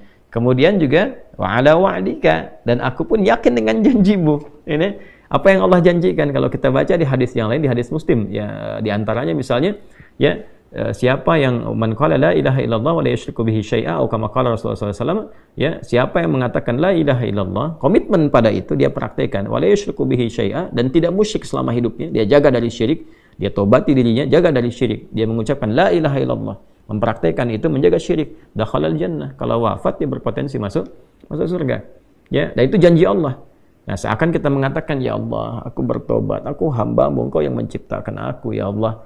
Ya, aku berjanji mulai detik ini akan komitmen kepada syahadat. Dan aku pun, ya Allah, merasakan betapa Engkau menepati janji-Mu untuk memberikan kemuliaan bagi orang-orang yang memegang teguh syahadat kepadamu dan menghindari perbuatan buruk yang Engkau perintahkan untuk menjauhinya. Kemudian semampu aku, ini indah nih, Nabi mengajarkan semampu aku. Ya, nah, memang ini bawaan manusia nggak bisa sempurna. Ya, kadang-kadang sudah taubat, ada salah lagi, ya dorong lagi pakai kalimat nih, dorong lagi sampai kemudian dia merasakan kenikmatan taubat. Ya, kemudian a'udzubika min syarri ma sana'tu. Nah, ini poinnya. Ya Allah, hamba menyadari hamba salah. Hamba ingin kembali kepadamu, memegang teguh komitmen kebaikan, menjaga itu sampai wafat sehingga mendapatkan janjimu. Ya, semampu hamba, ya Allah. Namun hamba sadar, hamba punya kelemahan, seringkali dalam nafsu ini mendorong hamba berbuat maksiat. Maka hamba mohon perlindungan kepadamu dari semua potensi buruk yang mungkin dilakukan oleh diri hamba ini.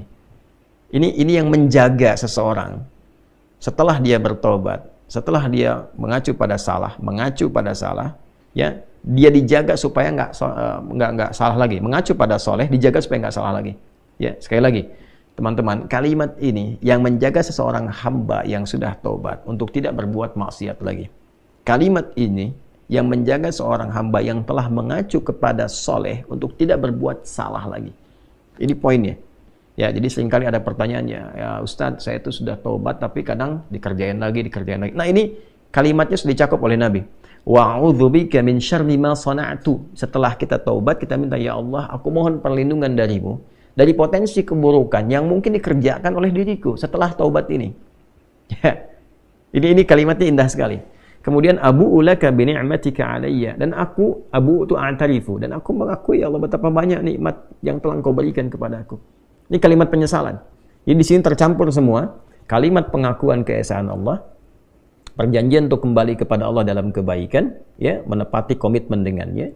Kemudian memohon kepada Allah setelah taubat dijauhkan dari potensi berulang kesalahan. Lalu ini poin nih, mengakui nikmat-nikmat yang Allah berikan kepada kita, yang kadang-kadang kita lalai mensyukurinya.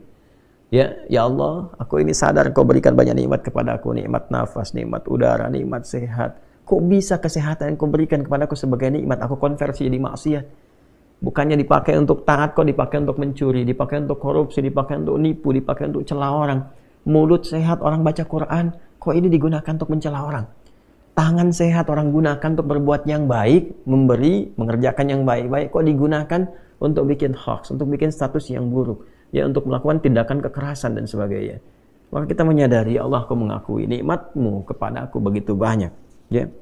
Kemudian wa abu'u laka bidzambi. Nah, ini poin yang tadi saya sampaikan. Tapi aku pun mengakui, ya Allah, aku belum mampu mengonversi nikmat tadi dengan bentuk ketaatan. Alih-alih aku taat, aku berbuat maksiat, aku sadar, ya Allah. Nah, ini petunjuk kalau mau tobat, sesali dengan penuh kesadaran, ingat maksiatnya. Latih diri kita untuk menangis. Dilatih, gitu kan? Sehingga terasa bebannya itu keluar, hatinya jadi lapang. Orang kalau salah nangis itu nanti yang beban itu keluar lewat air mata, yang hati yang tadinya itu sempit jadi lapang. Ya, jadi lebih terbuka. Faghfirli fa innahu la yaghfiru dzunuba illa ant. Sampai sini. Nanti setelah itu, setelah sadar, nah jadi indah sekali. Setelah komitmen, sadar, pengakuan, penyesalan, keluar air mata, hati lapang, faghfirli. Baru saat hati lapang itu minta, ya Allah ampuni hamba. Fa innahu la yaghfiru dzunuba illa ant. Sungguh hamba berharap, bermohon kepadamu, bertumpu kepadamu, karena enggak akan mungkin ada yang mengampuni dosa hamba kecuali Engkau. La yaghfiru dzunuba illa anta. Enggak ada yang bisa mengampuni dosaku kecuali Engkau. Indah sekali kalimat. Sampai sini teman-teman. Ya. Allahumma anta rabbi la ilaha illa anta khalaqtani wa ana 'abduk. Ya, kemudian wa ana 'ala ahdika wa wa'dika mastata'tu. A'udzu bika min syarri ma sana'tu. Abu'u laka bi ni'matika 'alayya. Kemudian wa abu'u laka bi dzambi. Faghfirli fa innahu la yaghfiru dzunuba illa ant. Sampai sini kalimatnya. Ya, saya baca ulang ya, teman-teman. Saya bacakan lebih agak lambat sedikit. Nanti teman-teman bisa rekam atau nanti bisa ingat-ingat. Insya Allah nggak panjang kok. Ya, nanti dibacakan kalau bisa sih malam-malam habis tahajud atau setelah setiap kesempatan sholat. Ya, Bismillahirrahmanirrahim. Allahumma anta rabbi la ilaha illa anta khalaqtani wa ana 'abduk wa ana 'ala ahdika wa wa'dika mastata'tu a'udzu bika min syarri ma sana'tu abu'u laka bi ni'matika 'alayya wa abu'u laka bi dzambi faghfirli fa innahu la yaghfiru dzunuba illa ant. Saya terjemahkan sambil baca. Allahumma, ya Allah, dengan segala kerendahan diri hamba memohon kepadamu. Anta Rabbi, sungguh Engkaulah Tuhan yang merawat, memberikan kebutuhan, mencipta hamba, memberikan jalan kebaikan pada hamba. La ilaha illa ant. Hamba menetapkan tidak ada Tuhan yang layak dipertuhankan, yang layak disembah kecuali Engkau saja. Khalaqtani wa ana 'abduk. Sungguh Engkau yang telah menciptaku, ya Allah. Sungguh akulah hamba-Mu. Wa ana 'ala ahdika wa wa'dika mastata'tu. Ya Allah, aku berkomitmen untuk memegang teguh perjanjianku denganmu, dan aku berkeyakinan bahwa Engkau pun akan menepati janjimu kepada aku. Aku berusaha mewujudkan itu sesuai dengan kemampuanku. A'udzu bika min syarri ma sana'tu. Ya Allah, setelah permohonan taubat ini, komitmen ini, aku mohon perlindunganmu, ya Allah. Aku berlindung kepadamu dari segala potensi buruk yang mungkin terjadi dari dalam diriku, yang aku perbuat. Abu'u laka bi ni'matika 'alayya. Aku menyadari, mengakui, ya Allah, betapa besar nikmat-Mu yang Kau berikan kepadaku. Wa abu'u laka bi dzambi. Dan aku pun menyadari, ya Allah, belum mampu mensyukuri nikmat-nikmat tadi. Bahkan lebih sering aku berbuat dosa, kesalahan dibandingkan mensyukuri nikmat-Mu kepadaku. Faghfirli. Aku mohon, ya Allah, ampuni diriku. Fa innahu la yaghfiru dzunuba illa ant. Maka sungguh aku sangat berkeyakinan, ya Allah, tidak ada satupun yang mampu mengampuni dosaku kecuali Engkau saja. Bila mampu kita mengamalkan ini dengan baik, minimal ya kita dalam sekehidupan tuh bisa membacakan ini. Minimal lah dalam selama hidup paling sedikitnya bisa pernah baca ini. Ya, sebetulnya kalau bisa minimal sehari sekali baca ya, kita sama-sama menguatkan. Nah, wa man qalaha minan nahar muqinan biha famata min yaumihi qabla an yumsiya fahuwa min ahlil jannah. Ini garansi dari Nabi. Orang yang mampu mengatakan ini, jadi mendawamkan dia baca ini ya minan nahar, di waktu siang. Nah, misalnya muncul dari pagi itu ya, beraktivitas ya, dia baca ini, dia mengoreksi kesalahannya, bermuhasabah, dia baca nih muqinan biha, dan yakin dengan semua janji-janji yang disampaikan dalam kalimat ini, dengan komitmennya, dengan janji Allah kan, dengan keyakinan bahwa Allah akan merahmati dan sebagainya. Lalu dia minta kepada Allah, tiba kemudian dia wafat di waktu itu, sebelum datangnya sore dia wafat itu. Ya, maka apa yang terjadi? Kata Nabi, fahuwa min ahlil jannah. Dijamin langsung di lisan Nabi termasuk ahli surga.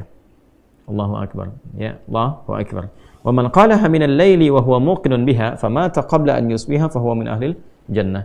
Dan siapa yang mengamalkan ini di malam hari, dia baca di malam hari sambil dia koreksi diri, bukan sekedar baca, dia koreksi diri, dia menyadari dosanya gitu kan. Malam ini kita baca, kita sadari diri, kita ingin jadi baik, pengen jadi baik, ingin jadi lebih berkah lagi. Lalu kita meyakini semua janji-janji yang disampaikan dari lisan Nabi SAW yang mulia, ya, pada semua apa yang tadi kita telah pelajari. Maka apa yang terjadi? Famata qabla an yusbiha. Maka dia misalnya meninggal, ya, ajalnya tiba sebelum datang waktu subuh. Wa huwa min ahlil jannah. Maka Nabi mengatakan fa huwa min ahlil jannati, dia termasuk ahli surga. Ya, Masya Allah. Jadi rahmat Allah menjadikan hamba ini diterima taubatnya, dan percikan kasih Allah menjamin dia menjadi ahli surga. Dibalas dengan surga, bukan dunia lagi, balas dengan surga kalau dia wafat. Ya, hadis ini teman-teman tadi disampaikan oleh sahabat Syaddad bin Aus radhiyallahu taala anhu, disampaikan juga, dikutip juga oleh Imam At-Tirmidzi dalam kitab Sunan nomor hadis 3393, kemudian di An-Nasai nomor hadis 5522, dan kita bisa dapati ini semua dengan status yang sahih, tinggal kita amalkan dalam kehidupan. Nah, ini Sayyidul Istighfar. Ya, maka dengan demikian insya Allah tertutup pembahasan kita di kesempatan kali ini untuk mengurai Quran surah ke-2 Al-Baqarah di ayat ke-37. Nah, berapa kali dibacakan ini? Ya, standarnya bisa sekali kita bacakan, tapi kalau kita ingin melatih diri, kita sambungkan ke hadis berikutnya di nomor hadis 6307, memberikan kesan bahwa Nabi melatih nih. Bahkan Nabi sampaikan, saya itu beristighfar setidaknya kurang lebih 70 kali dalam sehari. Ya, saya bacakan hadisnya ya. Ini topik yang ketiga di Al-Bukhari, di topik yang ke-80, subtopik yang ketiga. Babu istighfarin Nabi sallallahu alaihi wasallam fil yaumi wal lailah. Ya, subtopik tentang istighfarnya Nabi sallallahu alaihi wasallam sehari semalam.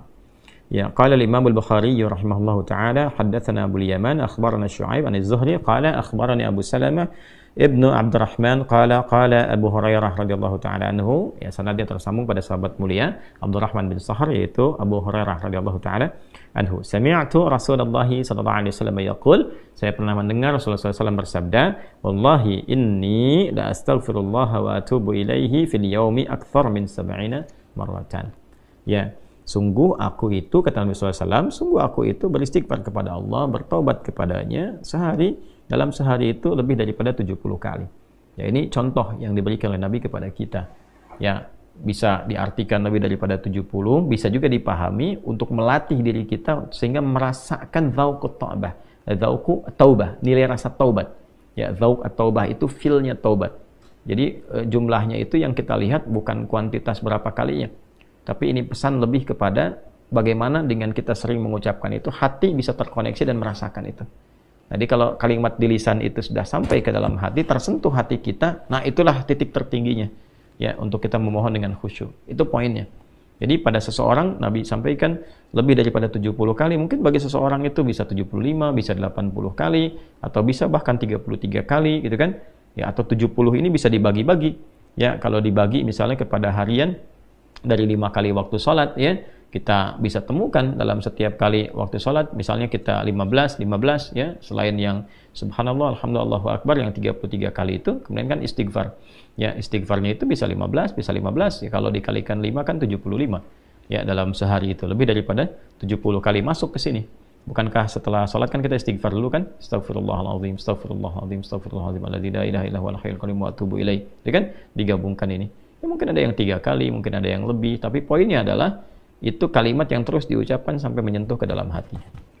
Ya, dan tertingginya yang ini Sayyidul Istighfar yang tadi telah kita bacakan. Nah, teman-teman, maafkan saya. Subhanakallahumma bihamdika nasyhadu an la ilaha illa anta nastaghfiruka wa natubu ilaik. Allahumma tubna ilaika taubatan nasuha ya arhamar rahimin.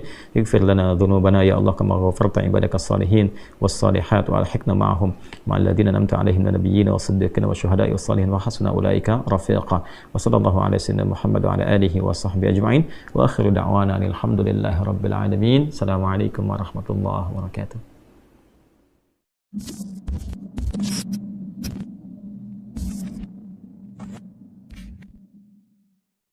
Baik, teman-teman masih ingat di pertemuan yang lalu, kalau orang benar baca Al-Fatihahnya, dan sudah kemarin kita berlatih baca, masih ingat hadisnya? Kalau dia sampai bacaan Iyyaka na'budu wa iyyaka nasta'in, ya Allah, Engkau perintahkan aku sholat, ibadah, sekarang aku sholat. Dan Engkau janjikan saat aku sholat, Engkau akan mengabulkan apa yang aku mohonkan. Sekarang aku punya kesulitan, mohon mudahkan dan kabulkan apa yang akan aku mohonkan. Itu yang dimaksud Iyyaka na'budu wa iyyaka nasta'in. Oke, sekarang saya mau tanya sama teman-teman. Kalau kita diperkenankan untuk meminta apa saja dan itu dikabulkan, kira-kira mau minta apa? Surga. Baik, surga kan di akhirat ya. Rezeki, baik, rezeki di dunia ya. Sehat, apa lagi? Banyak ya? Banyak ya? Dulu kalau nggak salah ada acara di TV itu dalam semenit ambil apa aja gitu kan? Ya, yang kamu inginkan kan? Ternyata nggak sempat kamu juga semua ya? Oke? Nah, lihat hadisnya. Hada baini wa baina abdi, wali abdi ma sa'al. Ini perjanjian untukku dan untuk hambaku. Kalau hambaku benar pada bacaan ini, sampai di titik ini, dari awal dia sholat. Apapun yang dia minta, aku akan berikan. Apapun yang dia minta, aku akan berikan. Dan tidak sedikit orang soleh, termasuk para nabi, orang-orang soleh yang hidup di setiap generasi, kalau setiap ada masalah, rata-rata sholat. Demi Allah, rata-rata sholat. Saya tidak bermaksud memberikan nasihat ya, hanya sharing saja. Ada pesan di Quran gini, kalau sedang ada masalah, khususnya di rumah tangga, itu curhatkan di atas sajadah. Itu poinnya. Kalau sedang ada masalah, khususnya di rumah tangga, curhatkan di atas sajadah.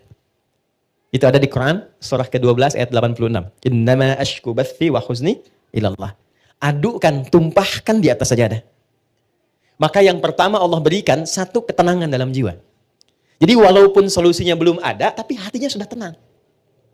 Ya. Awas sajadahnya nggak usah dilebarkan sampai ke Instagram, ke Facebook, nggak usah. Di tempat kita ya. Semakin lebar, semakin meluas persoalannya. Itu janji Allah. Yang kedua, ketika kita tumpahkan, ketenangan diberikan. Nah, ketenangan inilah langkah awal yang memberikan kejernihan dalam berpikir, sehingga kita mudah melangkah untuk menyelesaikan persoalan. Ketika jernih itulah baru Allah kirimkan solusi. Ya, nah sifat kita melakukan itu disebut dengan takwa namanya. Dan kalimat takwa pertama di Quran itu disandingkan dengan sholat. Takwa itu disebutkan 240 kali dalam Quran. Pertama kali disebutkan, disandingkan dengan sholat. Quran surah 2, ayat 2-3. Dzalikal kitabu la raiba fihi hudal lil. Siapa muttaqin orang takwa di situ? Ayat 3-nya. Alladzina yu'minuna bil ghaibi wa yuqimunas. Nah, takwa disebutkan 240 kali dalam Al-Qur'an. Amalan pertamanya salat dan 240 ini dibagi 3 segmen. Ada segmen ritual seperti salat ini. Ada segmen sosial seperti berbagi dengan sesama. Ali Imran ayat 133. Ada segmen rumah tangga. Dan ini segmen rumah tangga ditempatkannya di persoalan tertinggi di rumah tangga yang mengantarkan pada puncaknya. Yaitu perselisihan yang menghadirkan misalnya perpisahan. Disebut dengan tolak. Ini ditempatkan di Quran surah 65. Surahnya surah At-Tolak. Ayatnya persis sama dengan ini 2-3. Coba lihat. Ini bukan dimirip-miripin ya. Saya nggak punya TikTok deh yang sekali ketik langsung tok jadi gitu ya. Enggak. Ini ada ilmu tentang keserasian ayat-ayat dan nomor-nomor dalam Quran. Ditempatkannya di sini. Wa may yattaqillaha yaj'al lahu makhraja. Siapa yang mampu meningkatkan takwanya kepada Allah dalam konteks ini, yuk salat. Yaj'al lahu makhraja. Dia punya masalah apapun, aku bimbing untuk menyelesaikannya. Dan hidupnya bukan enggak punya masalah. Sebelum dihadapi Allah sudah kecilkan sehingga tak terasa bahwa itu persoalan. Itu poin ya. Betapa banyak solusi yang ringan tapi jarang dilakukan. Kita memilih berdebat dengan pengetahuan, dengan kekayaan, dengan macam-macam. Sehingga nggak selesai-selesai. Padahal solusinya simpel. Baik ya? Satu ini. Nah sekarang, ada yang lebih dahsyat lagi. Begitu selesai benar baru sampai iyyaka na'budu wa iyyaka nasta'in. Sedang punya masalah apa? Mau minta apa? Ada keperluan apa? Mohonkan. Karena rata-rata bingung mau minta apa, Allah ajarkan satu kalimat yang saat diberikan semua yang kita harapkan dapat. Apa kalimatnya? Oke, setelah iyyaka na'budu wa iyyaka nasta'in, kita baca apa? Ihdinas siratal mustaqim. Itu bukan kalimat biasa, ada rahasia di dalamnya, ada hikmah. Ya, saya tulis dulu ya. Sini aja. Ihdinas siratal mustaqim.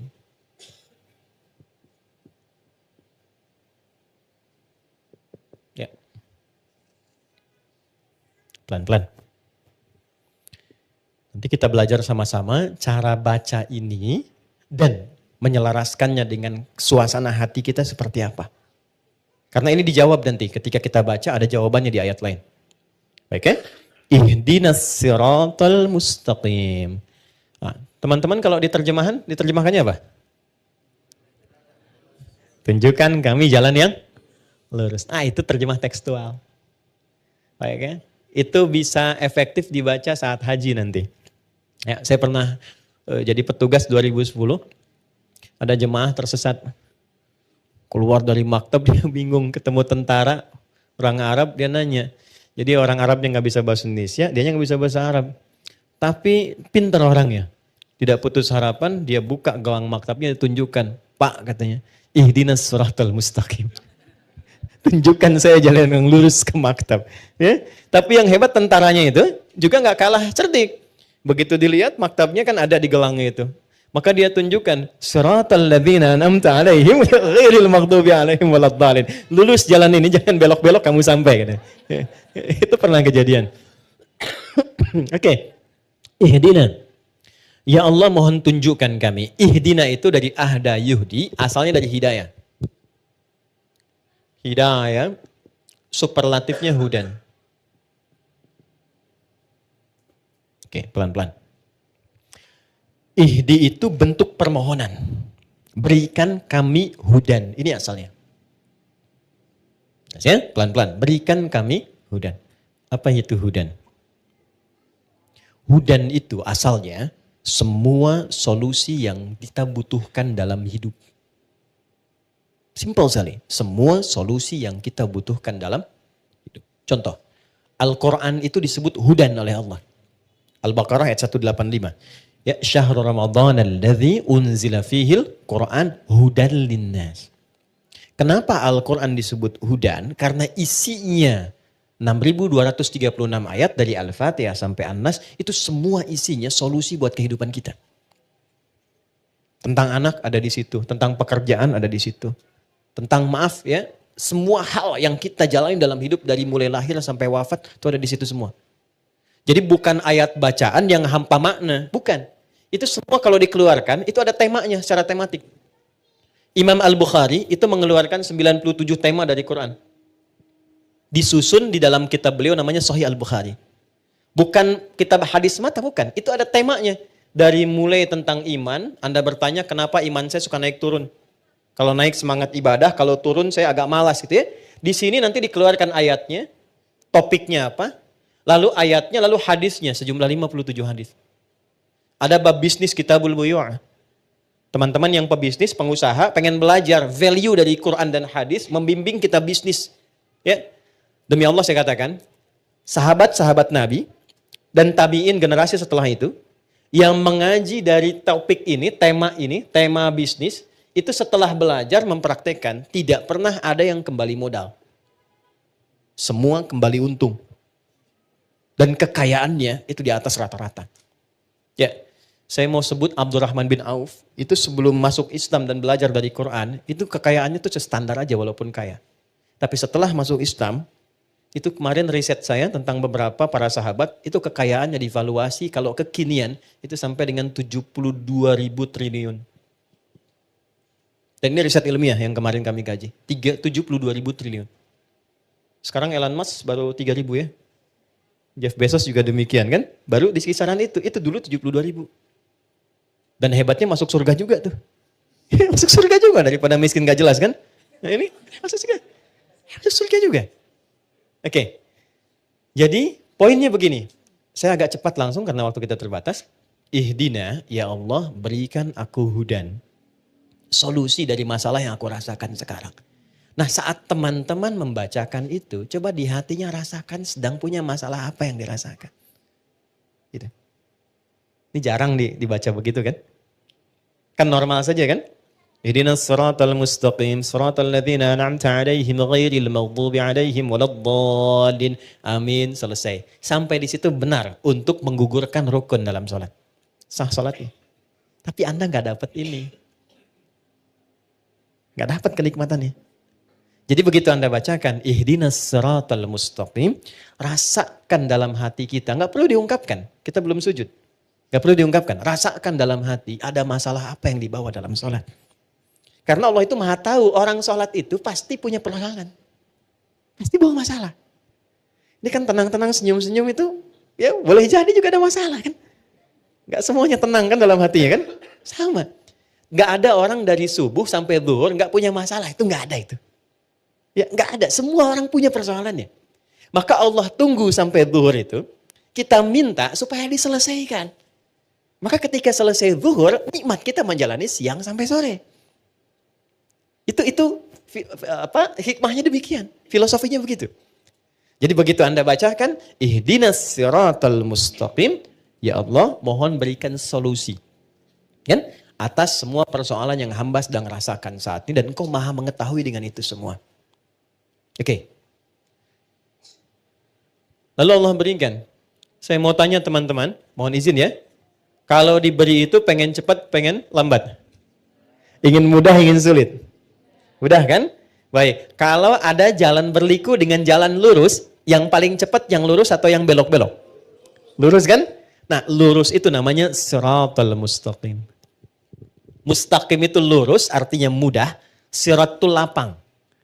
Jadi sirat itu, jembatan kan yang sering kita pahami ya, jembatan, itu sebetulnya bukan jembatan sempit. Kan Nabi pernah sampaikan, kayak rambut di bawah 7 kan? Ya kan? Nah itu menjadi sempit pada orang yang banyak maksiat dan kurang amal.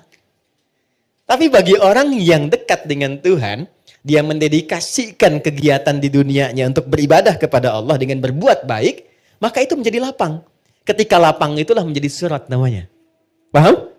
Baik, jadi seakan kita minta begini, ya Allah, mohon berikan aku solusi dan lapangkan saat aku menerimanya, serta mudahkan dalam prosesnya. Jelas? Lapangkan aku saat menerimanya dan mudahkan dalam menjalani prosesnya. Oke. Saya kasih pertanyaan, kalau bisa jawab saya kasih hadiah umroh ya. Saya serius. Saya serius. Bintang 5 di Mekah Madinah. Oke. Salat sendiri kan? Ya kan? Walaupun berjamaah kan kita sendiri kan? Ya kan? Nanti sifatnya jamaah dengan banyak orang. Kenapa di sini mintanya tunjukkan pada kami, padahal kita sendiri? Ihdina. Kenapa enggak ihdi? Oke, silakan. Ya. Boleh?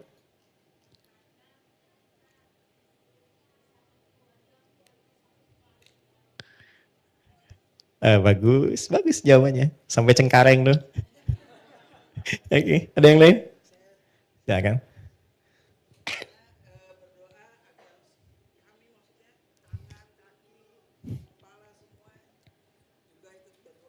Bagus. Sampai migrasi. Waktu habis. Waktu habis. Lihat sini, saya cepat saja. Gini. Ini filosofi dalamnya, ini saya kasih yang paling dalam sekali. Maaf ya, kalau kita sedang punya masalah.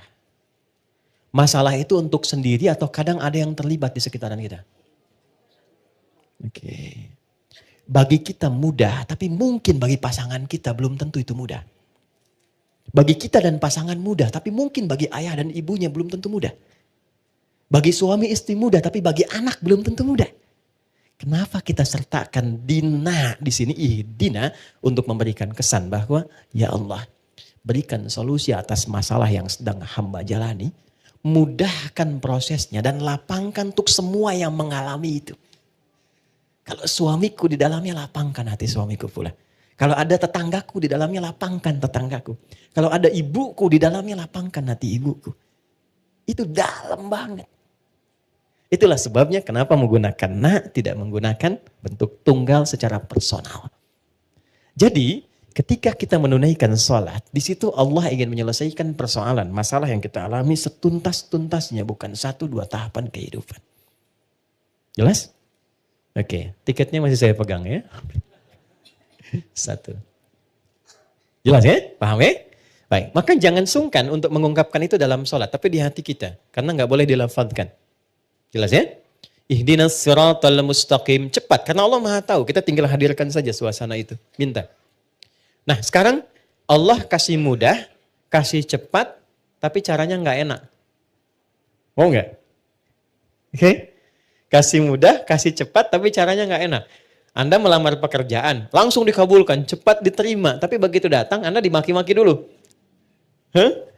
Lain kali nanti kalau ke sini, pas kerja kamu pintar, tapi pakaian kamu nggak layak. Besok kamu ganti kayak gini. Ini perusahaan begini. Nggak cocok nanti kalau kamu pakaian begini. Tapi kamu diterima.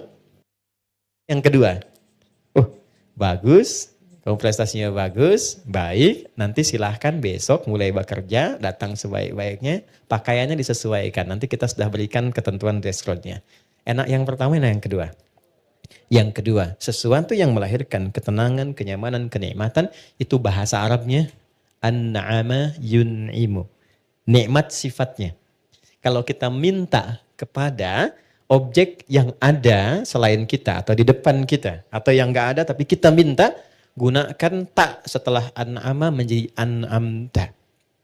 Maka setelah itu kita meminta, ya Allah saya nggak pengen dapat yang cepat, mudah, lapang, tapi misalnya nggak ada kenikmatan di dalamnya. Maka diteruskan ayatnya, siratal ladzina an'amta alaihim ghairil maghdubi alaihim walau. Ya, jangan sampai di situ ada, mohon maaf ya Allah, ya kita minta misalnya ya Allah, jangan sampai solusi itu datang diberikan, tapi muncul juga rasa-rasa yang tidak mengenakan. Mengarahkan kepada hal-hal yang tidak menyenangkan. Ya, walaupun ada tafsir lain maghdub di situ, kalangan yang dilaknat, dhalin yang tersesat. Karena sudah diberikan kenikmatan tapi tetap dia jauh dari Allah Subhanahu wa taala. Itu makna jauhnya. Jelas? Halo, jelas? Oke, setelah jelas, pertanyaan saya yang terakhir. Oke, dapat hadiah. Siapa orang-orang yang dimaksud di sini? Pada orang-orang yang telah engkau beri nikmat kepada mereka. Itu siapa? Para nabi. Apa lagi? Apa lagi? Ya, orang bertakwa. Bagus, baik. Apa lagi? Oke, singkatnya Quran surah 4 ayat 69. Ada 4 golongan. Jadi kalau teman-teman, ini ajaran dari Quran, kalau ingin bahagia, ingin tenang, ingin nikmat, ikuti 4 golongan ini. Ikuti pola hidup mereka. Quran surah 4 ayat 69. Wa may yuti'illaha والرسول فأولئك مع الذين أنعم الله عليهم. Oke, kalimatnya sama. Wa may yuti'illaha war rasula. Siapa yang kehidupannya diikutkan pada petunjuk Allah dan Rasul. Dari bangun tidur sampai tidur lagi. Misal, saya mau bangun tidur, saya ikutin bagaimana Nabi bangun. Ya, itu contohnya ada pada doa nanti.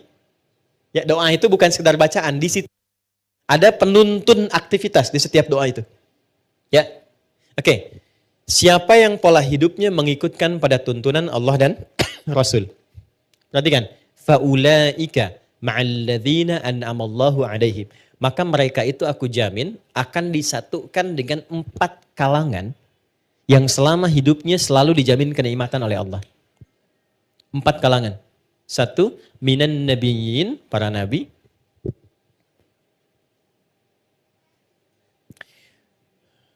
2, siddiqin, orang-orang yang membenarkan Quran dan mengamalkannya.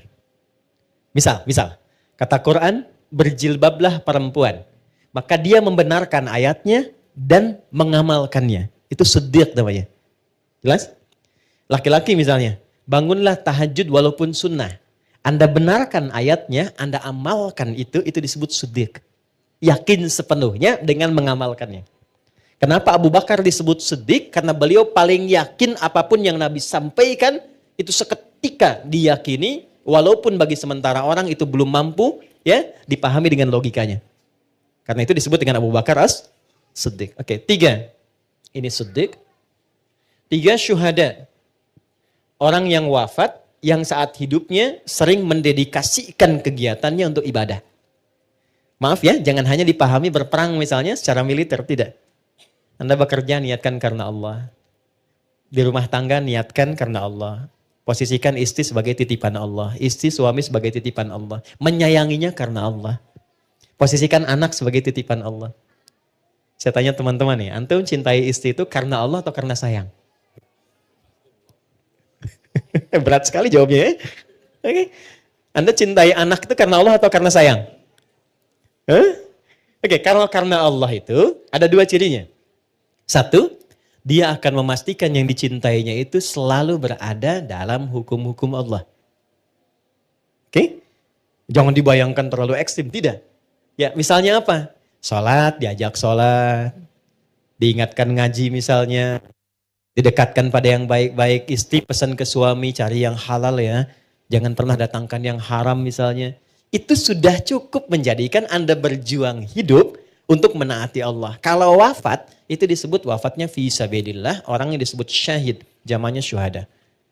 Jadi ada 3 jenis syuhada itu. Syuhada yang wafat saat ada dinas militer.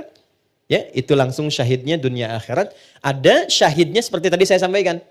Merawat anak karena Allah, ibunya meninggal, syahid. Syahidnya syahid akhirat. Dimakamkan seperti biasa, tapi statusnya syahid. Itu kenikmatan surganya luar biasa. Kalau nggak percaya silahkan, lakukan dulu. Ya, nanti saat di ujung kematian itu ditampakkan hasilnya. Yang keempat, solihin, tingkat paling akhir. Wassalihin. Ya. Saya akhiri di sini dengan cepat. Solihin itu singkatnya orang yang memastikan semua kegiatannya baik. Ya, kalau memandang yang baik. Kalau bicara, dia bicara yang baik-baik. Kalau kira-kira yang mau dikeluarkan itu kurang baik, dia tahan, dia nggak ungkapkan. Ketemu sama istri nih, ada beda pendapat. Dia mau cerita. Kemudian mau keluar kata-kata nggak baik. Dia jaga supaya menenangkan istri, nggak menyinggungnya. Itu masuk kategori ini. Oke? Begitu sebaliknya. Ujung kepala sampai ujung kaki. Dia arahkan, melangkah pada yang baik, bekerja yang baik. Maka masuk kategori ini. Untuk perempuan, salihat. Untuk laki-laki, salihin. Ini poinnya. Jadi kalau ada orang-orang ingin hidup tenang, ingin nyaman, minimal ikuti pola hidup para nabi, nggak terjangkau yang ini, atau paling minimal jadilah orang baik. Yang tidak melukai orang lain atau bahkan diri sendiri. Jelas? Saya tutup bagian terakhir. Ghairil maghdubi alaihim waladdallin. Kemudian diucapkan apa?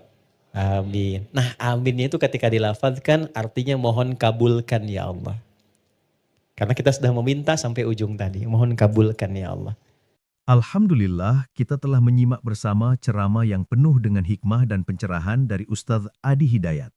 Dalam ceramah ini, banyak pelajaran berharga yang kita dapatkan tentang bagaimana seharusnya kita menjalani hidup, terutama dalam menghadapi masalah dan kesulitan. Salah satu pesan utama yang disampaikan oleh Ustadz adalah tentang keutamaan sholat dan doa, yang tidak hanya sekedar kewajiban, tetapi juga merupakan jalan untuk mendekatkan diri kepada Allah dan memohon petunjuknya dalam setiap langkah kehidupan kita. Ustaz menjelaskan bahwa dalam sholat, kita sebenarnya diberikan kesempatan untuk memohon apapun yang kita inginkan kepada Allah. Dan jika kita benar-benar melaksanakan sholat dengan khusyuk dan penuh pengharapan, Allah berjanji akan mengabulkan permintaan kita. Salah satu doa yang kita baca dalam sholat adalah Ihdinas syiratal mustaqim.